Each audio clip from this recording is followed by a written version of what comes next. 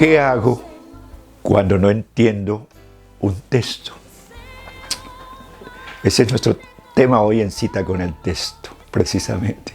¿Qué hago cuando no entiendo un texto? ¿Me pongo a llorar? ¿Abandono el texto? ¿Cierro la Biblia? ¿Me aburro? ¿Salgo corriendo? No, usted no hace eso. Tengo una Biblia. Es esta.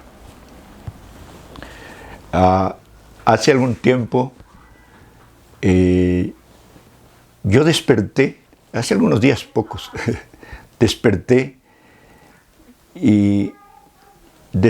con una voz que me dijo: en tu biblioteca hay 45 Biblias. Y yo quedé sorprendido, yo dije, ¿yo tengo 45 Biblias? Y me fui a contarlas, y 1, y 5, y 10, y 15, y 25, y 50, no, me pasé, no. Cuando efectivamente en mi biblioteca hay 45 Biblias. Dios nos tiene inventariados hasta nuestras Biblias. Y yo siempre he amado mucho la Biblia, la palabra, de ahí que ha nacido desde hace muchos años Cita con el Texto, porque amo el texto, me gusta mucho lo textual. Pero ¿cómo entenderlo? Y entre las 45 Biblias, claro, y ahora tengo más de 50. Tengo esta, igual mi hija Gloria tiene otra, que están para cumplir 100 años. Esta Biblia dice Madrid, Depósito Central de la Sociedad Bíblica, calle La Flor Alta, 2 y 4, 1928. Imagínense, en 8 años habrá un ponque centenario, impresionante. Pero mi pregunta es, ¿qué hace usted cuando no entiende un versículo? ¿Qué hace? El Salmo 119, 38 dice: aunque ya estoy viejo y arrugado, no me olvido de tu palabra. Texto bonito, ¿verdad? Aunque ya estoy viejo y arrugado, y un saludo para todos los ancianos, aunque ya estoy viejo y arrugado, no me olvido de tu palabra. Hermoso texto. Ahora, lo que yo he aprendido en estos 50 años que llevo leyendo la Biblia es que al texto hay que amarlo. Al texto hay que amarlo. La palabra hay que amarla. Dice la Biblia, el que me ama mis mandamientos. Y el Salmo 119, 97 dice: oh, cuánto amo yo tu ley.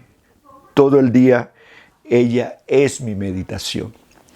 ¿Qué hago cuando no entiendo un texto? Se complica si usted no ama la palabra, si usted simplemente la quiere leer como un periódico. Debes amar el texto, debes amar la palabra, porque la palabra viene de Dios y es inspirada por el Espíritu Santo. Lo segundo que dice el texto es que de día, todo el día, yo debo meditar en ella. Con mucho deleite yo debo meditar en la palabra. Ella es mi meditación todo el día. Es decir que yo puedo estar leyéndola, pero en el día puedo estar meditando en ella aún mientras estoy en el trabajo, mientras camino. Esté donde esté, yo puedo meditar en ella.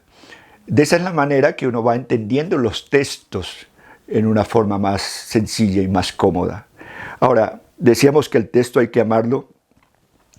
Y cuando el texto es muy difícil de comprender, porque hay mucho texto difícil, esto me da a entender entonces que si el texto está difícil de comprender es porque hay un Dios que es más sabio que yo, que fue el que lo inspiró, y yo debo entonces ir a su presencia, entrar en su santuario y consultar con Dios, decirle: Señor, yo no entiendo ese texto, ayúdame a entenderlo. Por lo general, cuando yo encuentro un texto difícil, lo que hago es decirle: Señor, dame luz de este texto, como está escrito en los Salmos, envía tu luz, por favor, que como una lámpara, porque así está escrito, ¿no? Lámpara es a mis pies tu palabra y lumbrera mi camino. Alumbra mi camino, Señor, alumbra el texto porque no lo entiendo. Y aún cuando yo estoy grabando textos para ustedes, yo tengo que ir al altar y decirle, Señor, ¿qué voy a hablar? Dame los textos para la gente, para las redes, para la iglesia, aquellos que necesitan. Llévame a pastos verdes, Señor, para yo poder ser una bendición para ellos. Así que para entender el texto, y especialmente los que son difíciles, debo entrar en su santuario. Debo andar en su secreto, dice Jeremías. Por otro lado, meditar en el texto, meditar en el texto. Dice el Salmo 104:34, dulce será mi meditación en él, yo me regocijaré en Jehová, en Dios. Fíjense aquí la palabra, dulce será mi meditación. Yo siempre digo que el texto tiene sabor, ¿no? Y aquí dice que el sabor es dulce. El texto no es agrio ni es salado, el texto es dulce, tiene un sabor sabroso. Tanto que dice que es como la miel, dulce como la miel. Pero igual, una vez que yo estoy con el texto, estoy meditando en el texto, entonces esa meditación debe ser dulce, dulce como la miel, dulce en él. Y luego dice, yo me regocijaré. Así que uno se regocija en el texto, se regocija en la palabra. Esdras 7:10 también dice que Esdras escudriñaba el texto, él lo examinaba, él lo ponía en práctica y luego lo explicaba. Yo, por ejemplo, no puedo explicarles a ustedes un texto si yo no lo estoy viviendo. Sería el más grande de los hipócritas. Bien. El texto entonces es como una almendra dulce que uno va chupando y chupando y chupando hasta que llega a lo durito y empieza a devorar lo dulce, lo rico que es la almendra. Y por otro lado ya casi, porque yo le decía a Israel, esto es muchísimo, si yo quisiera explicarles todo, tendría que hacerlo no sé en cuánto tiempo y es muy largo. Pero el texto, en lo que yo he aprendido también, es como un agente de aduana. La palabra aduana significa escudriñar. Yo esculco el texto. Se puede usar esa palabra, desmenuzo el texto. Yo nunca leo el texto corriendo, no, yo lo desmenuzo. Si no lo logro entender mucho, uso la Biblia en paráfrasis. Ustedes ven que yo uso mucho esas Biblias, uso otras versiones y voy orando, voy buscando la manera de poder comprender el texto o pido ayuda. ¿Por qué no? A los maestros, a los que saben. Recuerden que había un funcionario, un ministro de Hacienda que iba en su carruaje y el Espíritu Santo dijo a Felipe, acércate a ese carro. Y la misión de acercarse era porque él iba leyendo la Biblia, pero no la entendía. Entonces, precisamente llegó el maestro, llegó el evangelista para explicar ese famoso texto de Isaías que el ministro de Hacienda iba leyendo. Y le dice, ¿entiendes lo que lees? ¿Tienes entendimiento de lo que estás leyendo? Él dijo, ¿cómo voy a entender si alguien no me explica? Así que amen los maestros. Cuando nosotros utilizamos cita con el texto, eso es una maestría para que usted inclusive vaya a la biblioteca de cita con el texto, a YouTube o a Facebook, o donde quiera que estén los textos y los tome y los escudriñe, los estudie y los comparta con otros. Así que la aduana significa eso, que yo escudriño, busco, esculco.